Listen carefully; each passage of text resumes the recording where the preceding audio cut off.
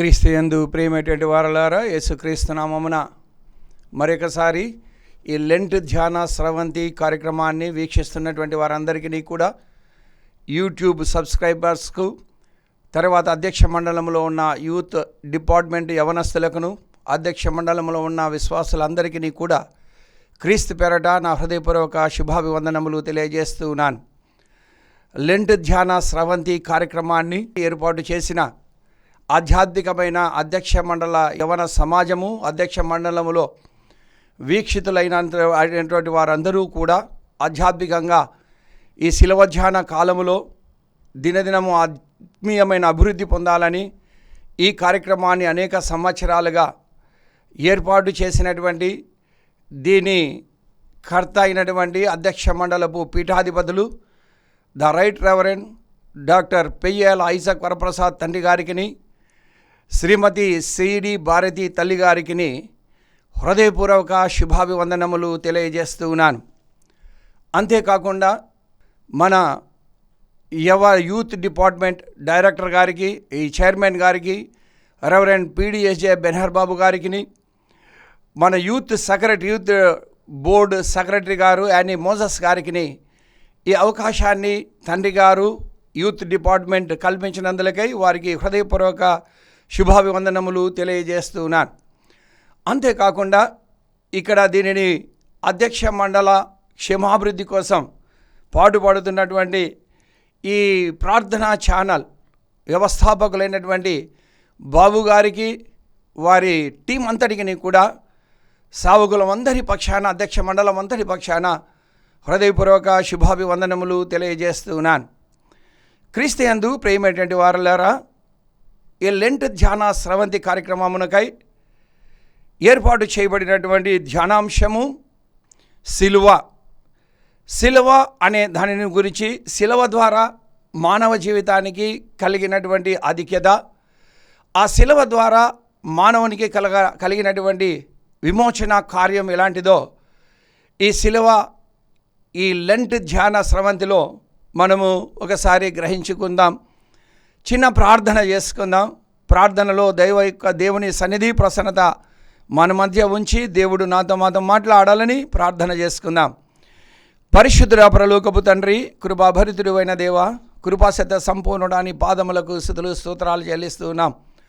ఈ శిలువ ధ్యాన కాలములో ప్రభువా మరొకసారి మరొక దినం మమ్మల్ని అందరినీ సజీవ లెక్కలో ఉంచి ఈ ఉదయకాలము లెంట్ ధ్యాన స్రవంతి అనే అధ్యక్ష మండలము ఏర్పాటు చేయబడినటువంటి కార్యక్రమంలో దేవుని వాక్య సందేశాన్ని నైనా సిలువను గురించి ధ్యానము చేయుటలో మీరు మాకు ఇచ్చినటువంటి శ్రేష్టమైన అవకాశాన్ని బట్టి నీ పాదములకు స్తుతులు స్తోత్రాలు చెల్లిస్తూ ఉన్నాం.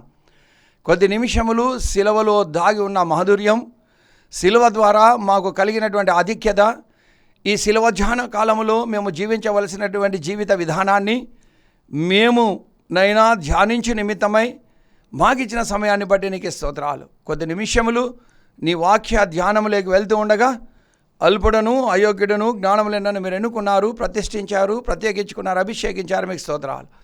నన్ను మరుగుపరచండి, మీరు మాట్లాడండి. నా నోటి మాటలు, మా అందరి హృదయ ధ్యానములు నీ దృష్టికి అంగీకారములగునుగాక.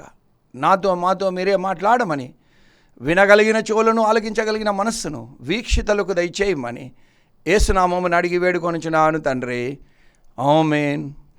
క్రీస్తు యందు ప్రియమైనటువంటి వారలారా, లేఖన భాగాన్ని మనం చదువుకుందాం. కొరింథీయులకు రాసినటువంటి మొదటి పత్రిక, మొదటి అపోస్తలుడైన పౌలు కొరింథీయులకు రాసిన మొదటి పత్రిక, మొదటి అధ్యాయము 18వ వచనాన్ని మనం ధ్యానం చేసుకుందాం. సిలువను గూర్చిన వార్త నశించుచున్న వారికి వెరితనము గాని రక్షింపబడుచున్న మనకు దేవుని శక్తి. ఈ క్రీస్తు యందు ప్రియమైనటువంటి వారలారా, సిలువను గూర్చిన వార్త నశించుచున్న వారికి వెరితనం, రక్షింపబడుచు ఉన్నటువంటి మనకు దేవుని శక్తి అనే మాటలను అపోస్తలుడైన పౌలు భక్తుడు కొరింథీ సంఘానికి అక్కడ కలిగినటువంటి పరిస్థితులను దృష్టిలో ఉంచుకొని, అక్కడ అపోల్లో అని, పౌలు వాడనని, పేతురు వాడనని, నేను క్రీస్తు వాడనని వచ్చినటువంటి ఈ డిస్ట్రక్షన్స్లో పౌలు భక్తుడు, ఒక వేదాంతి అయినటువంటి పౌలు భక్తుడు దానిని సరిచేయడానికి, ఆ శిలవలో ఉన్న మాధుర్యం ఎలాంటిదో తెలియపరచడానికి ఈ మాటలన్నీ కూడా శిలువలో దాగి ఉన్నటువంటి ఒక గొప్పతనాన్ని ఈ ఉత్తరం ద్వారా ప్రకటిస్తున్నట్టుగా మనం చూస్తూ ఉన్నాం.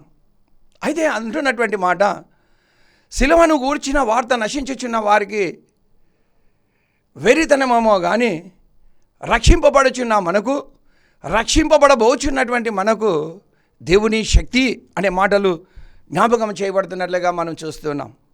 అయితే ఈ శిలువ ధ్యాన కాలంలో, ఈ లెంటన్ డేస్లో, ఈ లెంట్ ధ్యాన స్రవంతిలో ఇన్ని దినాలు భస్మ బుధవారం నుంచి ఈ రోజు వరకు దేవుడు మనల్ని సజీవ లెక్కలో ఉంచి శిలువకు సమీపంగా, శిలువకు దగ్గరగా, శిలువలో ఉన్నటువంటి దాగి ఉన్న ఆ మాధుర్యం, శిలువ ప్రేమను మనం సంప్రాప్తించుకున్న నిమిత్తమై మనకిచ్చిన ఈ దినాల ధ్యానాలలో మనము ప్రభువు చెంతకు ఏ ఆధ్యాత్మికమైనటువంటి స్థితిలో మనం ముందుకు చేరుతున్నాం అనేది మనము ప్రశ్నించుకొని, శిలువకు సమీపించగలిగిన మనం ఈ శిలువ ధ్యాన కాలంలో ఆ శిలువ యొక్క మాధుర్యాన్ని, శక్తిని సంప్రాప్తించుకొనడానికి మనము చేయవలసినటువంటి పనులు, శిలువలో ఆ శిలువ యొక్క ప్రాముఖ్యత, విశిష్టత ఎలాంటిదో కొద్ది నిమిషాలు మనము ధ్యానం చేసుకుందాం.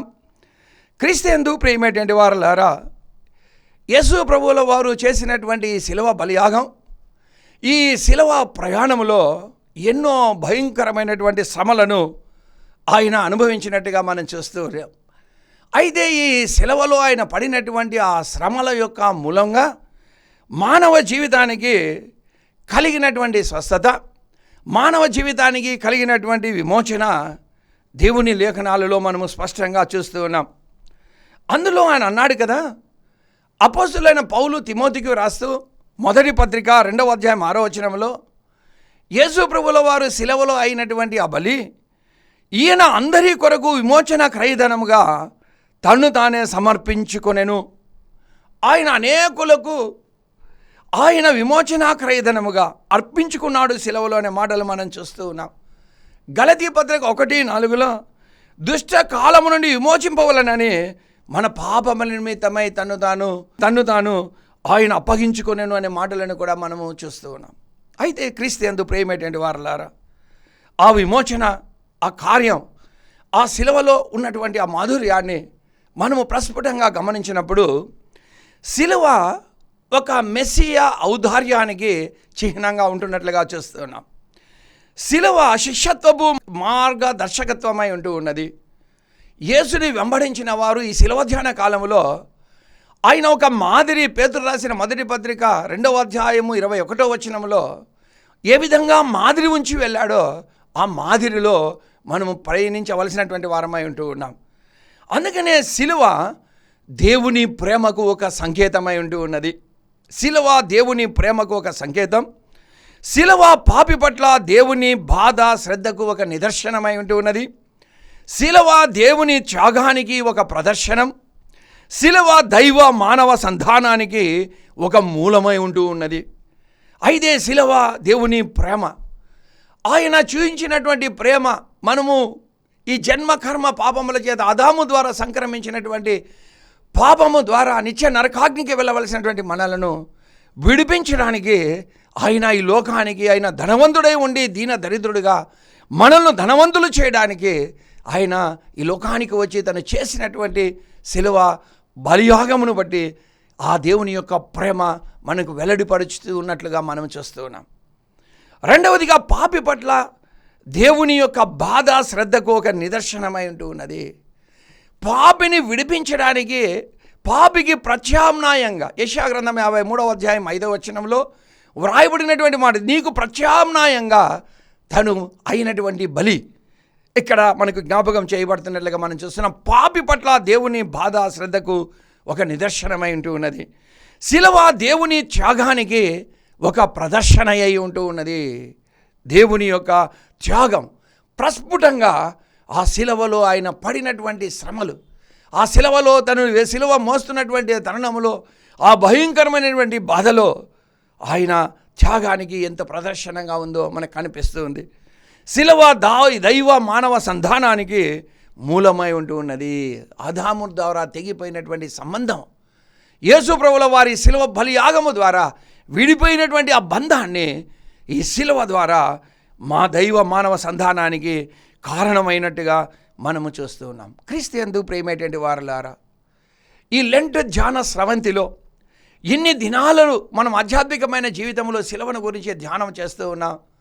అయితే శిలువను వెంబడిస్తున్నటువంటి మనము యేసు ప్రభుల వారు తెలియపరిచినటువంటి విధంగా మత్తయి సువార్తలో ఈ 16వ అధ్యాయము 24వ వచనంలో యేసు ప్రభుల వారు అంటున్నటువంటి మాట, పేతురుని సాతానా వెనక్కుపో అని నేను శ్రమపడవలసినటువంటి వాడనై ఉంటున్నానని తెలియపరుస్తూ 24వ వచనంలో అన్నాడు కదా. మత్తయి సువార్త 16:24లో అక్కడ ఉన్నటువంటి అందరినీ చూడడమే కాకుండా ప్రత్యేకంగా తను ఏర్పాటు చేసుకున్నటువంటి శిష్యులను ఉద్దేశించి ఆయన అంటున్నాడు 24వ వచనంలో 16వ అధ్యాయం, అప్పుడు యేసు తన శిష్యులను చూచి, ఎవడైనను నన్ను వెంబడింపగోరిన ఎడల తన్ను తాను ఉపేక్షించుకొని తన శిలువనెత్తుకొని నన్ను వెంబడింపవలెను.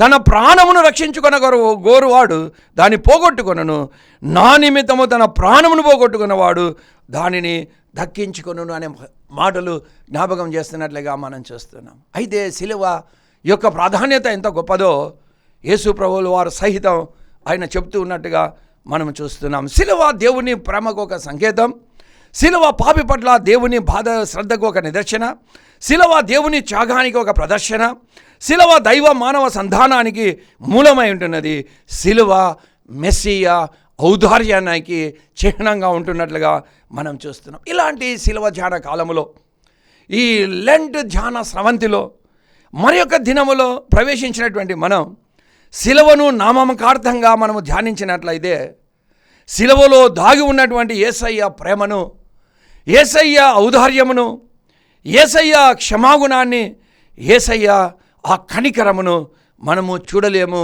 అనుభవించలేము అనే మాట ప్రస్ఫుటంగా మనకు బయలుపరచబడుతుంది. అందుకనే మీరు శిలువను ఎత్తుకొని నన్ను వెంబడించాలి. మన ప్రాణముల కోసం ప్రయాసపడ్డం కాదు, కానీ మన ప్రాణములను సహితం మనము యేసు కోసం మనం త్యాగం చేసే ఆధ్యాత్మికమైన జీవితాన్ని మనం కొనసాగించాలి అనే మాటలను తెలియపరుస్తూ పౌలు భక్తుడు అంటున్నాడు ఎఫెసీయులకు రాసిన పత్రిక 5వ అధ్యాయం 2వ వచనంలో, మనందరి దోష శిక్ష నిమిత్తమై తన్ను తాను దేవునికి అర్పణగాను బలిగాను అర్పించుకొనెను.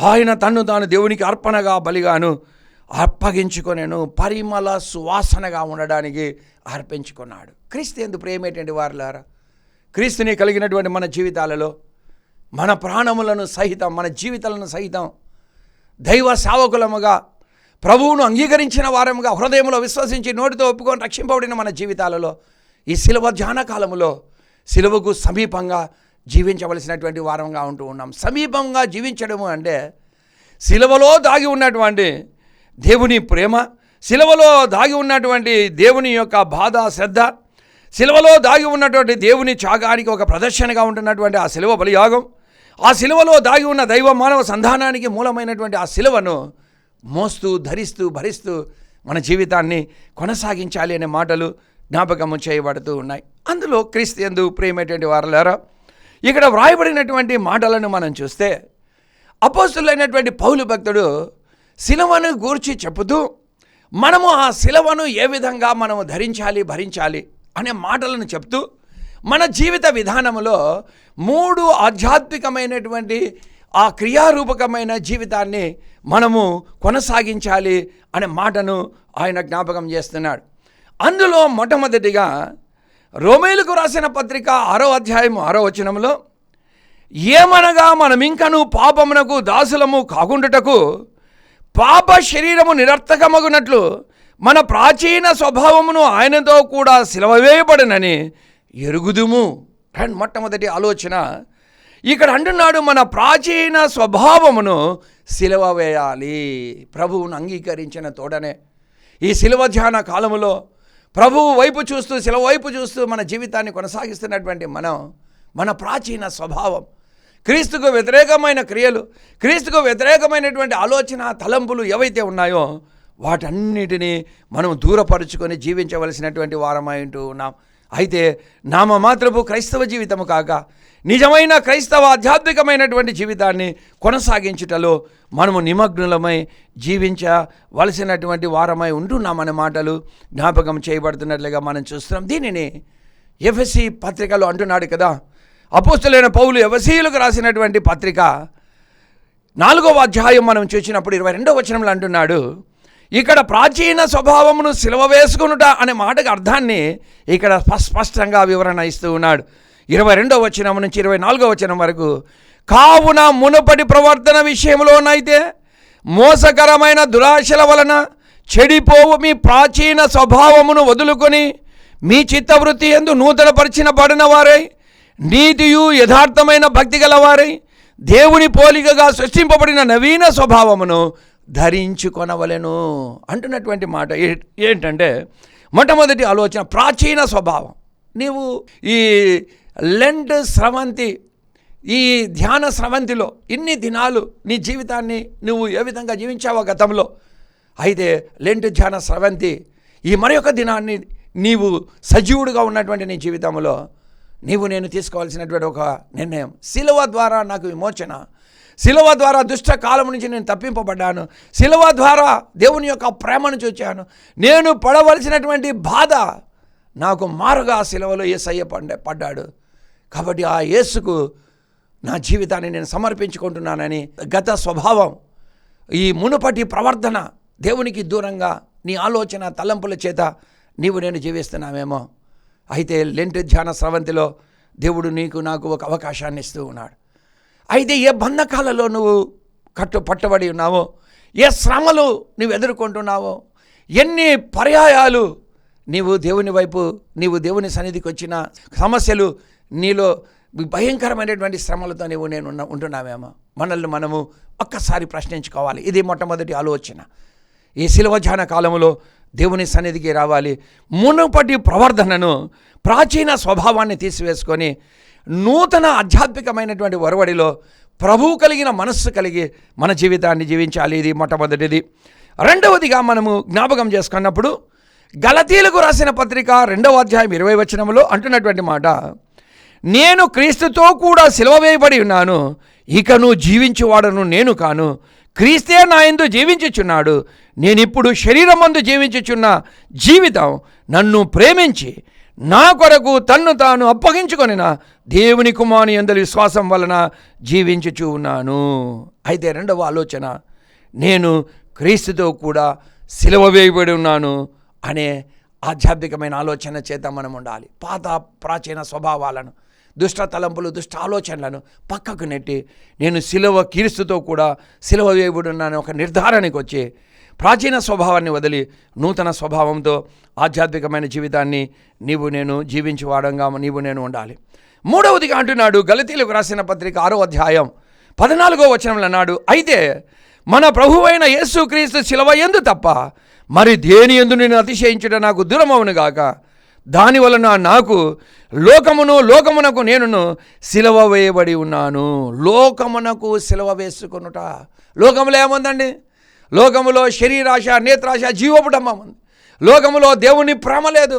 అయితే ఈ లెంట్ ధ్యాన స్రవంతిలో మరి ఒక దినం దేవుడు మనకిచ్చాడు. ఈ దినములో మేము వాక్యాన్ని వింటున్నటువంటి మన జీవితాలలో ఒక మార్పు చోటు చేసుకోవాలి. నా కోసం సిలువలో యేసయ్య బలి అయ్యాడు, ఆఖరి బొడ్డు వరకు రక్తాన్ని కార్చాడు, ఆయన అనేక గాయాలు పొందాడు, ఆయన ఎంతో ప్రేమ చూయించాడు. అయితే ఆ సిలువను వెంబడిస్తున్నటువంటి నా జీవితంలో సిలువధారి అయినటువంటి ఆ యేసు వైపు చూస్తున్న నేను ప్రాచీన స్వభావాన్ని వదలాలి. రెండవదిగా నేను క్రీస్తుతో కూడా సిలువ వేయబడి ఉన్నాను అని మన సొంత ఆశలు, కోరికలను అణుచుకొని మన జీవితాన్ని జీవించాలి. మూడవదిగా మనం చూసినప్పుడు అంటున్నటువంటి మాట, నేను లోకము నాకు లోకములో నుంచి వేరుపరచబడినటువంటి వాడిగా, ప్రత్యేకింపబడినటువంటి వారిగా నేను లోకము నాకు సిలువ వేయబడి ఉన్నాను అనే ఒక నిర్ధారణ మన జీవితాల్లో మనం చేసుకొని జీవించాలి. ఇక నాలుగవదిగా చెప్పి నేను ముగిస్తాను. గలతీయులకు రాసిన పత్రిక 5వ అధ్యాయం 23-24 వచనాలలో అంటున్నటువంటి మాట ఏంటంటే, ఇట్టి వాటికి విరోధమైన నియమమేదీ లేదు, క్రీస్తు యేసు సంబంధులు శరీరమును దాని ఇచ్ఛలతోనూ దురాశలతోనూ సిలువ వేసి ఉన్నారు. క్రీస్తు యందు ప్రేమేటువంటి వారలారా, మనము శరీరాశ మనము శరీరమును దాని ఇచ్చలతో కూడా దురాశలతోనూ సిలువ వేయబడి ఉన్నాము. మనము ఇది ప్రాముఖ్యంగా గ్రహించాల్సిన విషయం. మనలో ఉన్నటువంటి ఆ దుష్ట తలంపులు, ఆలోచనలు, దేవుని ప్రేమ లేకుండా జీవించడం, మన ఇష్టానుసారమైన తలంపులు. అందుకని ఒక మాట రాయబడింది సామెతల గ్రంథం 16:1-2లో, దాన్ని ఒకరి నడతలని వాని దృష్టికి అంగీకారములగును, యెహోవా ఆత్మలను పరిశోధించును. యోబు గ్రంథం 34:21-22 అంటున్నాడు కదా, ఒకని నడతలని వాని దృష్టికి అంగీకారములగును, యెహోవా ఆత్మలను పరిశోధించును. ఇర్మియా గ్రంథం 17:9-10 హృదయము అన్నిటికన్నా మోసకరమైనది, దానిని పరిశోధించేవాడు దేవుడు అనే మాటలు వ్రాయబడినట్లుగా మనం చూస్తున్నాం. హెబ్రీయులకు రాసిన పత్రిక 4:13 అంటున్నాడు కదా, మనము ఎవరికి లెక్క ఒప్ప చెప్పవలసిన వారమై ఉన్నామో ఆ దేవుని కన్నులకు ఏదియు సృష్టములో మరుగులేదు. క్రీస్తు యందు ప్రియమైనటువంటి వారలారా, ఈ శిలువ ధ్యాన కాలములో, ఈ లెంట్ ధ్యాన స్రవంతిలో మరొక దినములో ప్రవేశించినటువంటి మనం, వాక్యాన్ని వీక్షిస్తున్నటువంటి మనం, శిలువలో దాగి ఉన్న మాధుర్యం, శిలువ యొక్క ప్రేమ, శిలువ దేవుని త్యాగానికి ఒక ప్రదర్శన అయితే, శిలువ దైవ మానవ సంధానానికి ఒక మూలమైతే, శిలువ ఒక మెస్సియా ఔదార్యం అయితే ఆ శిలువను వెంబడిస్తున్నటువంటి మనం, పూర్వపు అజ్ఞాన దశలో ఉన్నటువంటి మనం ప్రాచీన స్వభావానికి శిలువ వేయబడాలి. రెండవదిగా క్రీస్తుతో కూడా శిలువ వేయబడిన వారంగా మన జీవితాన్ని జీవించాలి. మూడవదిగా లోకమునకు మనము శిలువ వేయబడినటువంటి వారంగా ఉండాలి. మూడవదిగా లోకానుసారమైన జీవితం కాకుండా ప్రత్యేకింపబడినటువంటి ఈ జీవితాన్ని మనం జీవించాలి. నాలుగవదిగా మనము శరీరమును దాని ఇచ్చలతో కూడిన దురాశలను శిలువ వేయబడినటువంటి వారంగా ఉండాలి. ఎప్పుడైతే ఈ ఆధ్యాత్మికమైన జీవితాలను నేను కొనసాగిస్తామో, శిలువను గూర్చిన వార్త నశించుచున్న వారికి వెరితనమేమో కానీ రక్షింపబడుచున్న మనకు దేవుని శక్తి, ఆ శిలువ శక్తిని దేవుడు మనకి విడుదల చేసి తన ప్రధాన పాత్రగా, పనిముట్టుగా మనల్ని వాడుకొని ఒక బలమైన సాధనాలుగా మనల్ని, మన కుటుంబాలను వాడుకొని ఆశీర్వదిస్తాడని గ్రహించి మన జీవితాన్ని కొనసాగిద్దాం. మరొకసారి లెంట్ ధ్యాన స్రవంతికి ఈ అవకాశాన్ని అందించినటువంటి మన అధ్యక్ష మండలపు పీఠాధిపతులు right reverend Peyyala Isaac Varaprasad తండ్రి గారికి, శ్రీమతి సిడి భారతి తల్లి గారికి, యూత్ డిపార్ట్మెంట్ అంతటికి, వీక్షిస్తున్నటువంటి మీ అందరికీ కూడా, దీనిని సిద్ధపరిచిన వారికి అందరికీ కూడా యేసుక్రీస్తు నామమున శుభములను తెలియజేస్తూ, సిలువలో దాగి ఉన్నటువంటి దేవుని ప్రేమ సంపూర్ణంగా గ్రాహ్యం చేసుకొని నీ కోసం, నా కోసం తన జీవితాన్నే అర్పించినటువంటి ఆ యేసయ్య వైపు చూస్తూ, విశ్వాసమునకు కర్తయు దాన్ని కొనసాగించేవాడైన యేసు వైపు చూచొచ్చు ఈ లోకముతో మనం సిలువ వేయబడి ఈ శరీర దురాశలను వదిలిపెట్టేసి ఒక నూతన సృష్టిగా లోకముతో సిలువ వేసుకొని ప్రాచీన స్వభావాన్ని వదిలి నూతన స్వభావాన్ని సంతరించుకొని, ఎవడైనా నన్ను వెంబడించినట్లయితే తన సిలువనెత్తుకొని నన్ను వెంబడించాలి అని క్రీస్తు మాటను మన హృదయంలో స్థిరపరచుకొని, ప్రభు యొక్క సద్గుణముల చేత శుద్ధీకరింపబడిన హృదయాలతో మన క్రైస్తవ జీవితాన్ని కొనసాగిస్తూ అనేకులను సిలువ వైపు ఆకర్షించే విధంగా మన క్రైస్తవ జీవితాన్ని కొనసాగిస్తూ ప్రధాన పనిముట్లుగా ప్రభు చేతిలో మనం ముందుకు వెళ్దాం. అలాంటి కృప త్రిత్వ దేవుడి ఇక్కడున్న మనందరికీ, వీక్షిస్తున్న వారందరికీ ఆ శిలువ శక్తిని విడుదల చేసి నడిపించునుగాక. ఆమేన్. ప్రార్థన చేసుకుందాం. పరిశుద్ధుడ పరలోకపు తండ్రి, కృపాభర్తుడు అయిన దేవా, కృపాసత్య సంపూర్ణుడాని పాదములకు స్తోత్రాలు. దేవా తండ్రి, లెంట్ ధ్యాన స్రవంతిలో శిలువను గురించి మీరు మాట్లాడడానికి కృప చూపారు, మీకు వందనాలు. ఆ శిలువలో దాగి ఉన్నటువంటి ఆ ప్రేమను రుచి చూచిన మేము మునుపటి ప్రవర్తనకు సిలువ వేసి ఒక నూతన ఆధ్యాత్మికమైన జీవితాన్ని కొనసాగిస్తూ, అంతేకాదు లోకముతో మేము సిలువ వేయబడి నైనా పాపమునకు తావివ్వక, మేము లోకస్తుల వలె కాక క్రీస్తు బిడ్డలుగా ప్రత్యేకింపబడిన వారంగా మేము జీవిస్తూ, నైనా శరీర దురాశలకు దూరమై క్రీస్తు యొక్క తండ్రి ఆ పవిత్రతకు, నేను పరిశుద్ధుడై ఉన్న ప్రకారం నేను పరిశుద్ధులై ఉండు అన్నట్టుగా ఆ దురాశలకు, శరీర కోరికలకు దూరమై ఈ లెంట్ ధ్యాన స్రవంతిలో ప్రభువుకు సమీపంగా జీవించగలిగినట్లుగా కృప చూపమని ప్రాధేయపడుతున్నాను. దేవా, వీక్షించిన ప్రతి ఒక్కరిని పేరు పేరున దీవించండి. సిలువను గూర్చిన వార్త నశించుచున్న వారికి వెరితనమేమో కానీ రక్షింపబడిన మాకు దేవుని శక్తి అన్నారు. ఆ దేవుని శక్తిని సంపార్జించుకొని ప్రభు సాక్షులుగా మేము ముందుకు వెళ్ళడానికి కృప చూపి నడిపించి మహిమ తెచ్చుకోమని మమ్మలను, మా కుటుంబాలను సంఘాలను, అధ్యక్ష మండలిలో ఉన్న సంఘాలన్నింటినీ కూడా ఆత్మీయమైన స్థితిలో వృద్ధిపరిచి నీ ఆత్మ కార్యములను జరిగించి మీరు మహిమ తెచ్చుకోమని మరొకసారి Saint John CSI town church పక్షాన ఈ కుటుంబాలు వీక్షిస్తున్న వారందరికీ నీ అభినందనలు తెలియజేస్తూ యేసునామమున అడిగి వేడుకొనుచున్నాను తండ్రి, ఆమేన్. తండ్రి, కుమార, పరిశుద్ధాత్మ త్రియేక దేవుని దీవెనలు, సకల ఆశీర్వాదములు ప్రభు యొక్క శిలువ శక్తిని సంపాదించుకొని ప్రభు సాక్షులుగా ముందుకు వెళ్ళడానికి ఇక్కడ చేరి మనందరికీ సహాయం చేసి నడిపించును గాక. ఆమేన్. ఎంత గొప్ప